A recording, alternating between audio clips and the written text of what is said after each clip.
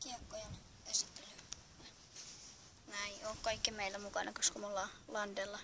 Ja on tällainen putteri kuin Star Aviar. Ihan hyvä siinä. Tommoset statsit. Sitten ei oo muuta mukana. Sitten nää midarit. Star Stingray. Sitten ei oo statseja. Tää on hyvä midrange. Suosittelen.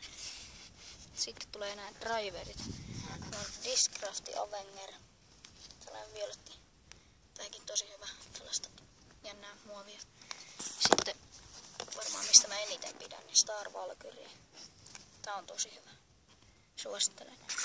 Sitten kaverilta sain tällaisen kuin TD Discmania.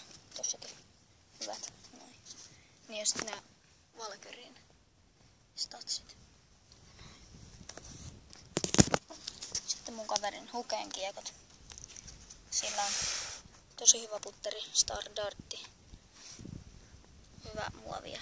No Star muovia aina. Sitten ja statsit on tollaiset. Sitten niitäkin oli yksi, kun ei ole kaikkia mukana. Sitten midari Atlas. Tää on tosi hyvä myös. Tässäkin on vähän sama muovi kuin tuossa Starissa. Kannattaa ostaa. Siinä on 5401.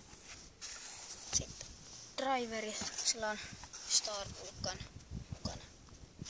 Siinä on 13642. Vähän jyrä tänikäisillä. Ja sitten vikana Juklapterni. Tää on tosi hyvä kiekko. Suosittelen. Seuraavaksi tulee varmaan video jostain heittelystä tai jotain, mutta tällä kertaa hei.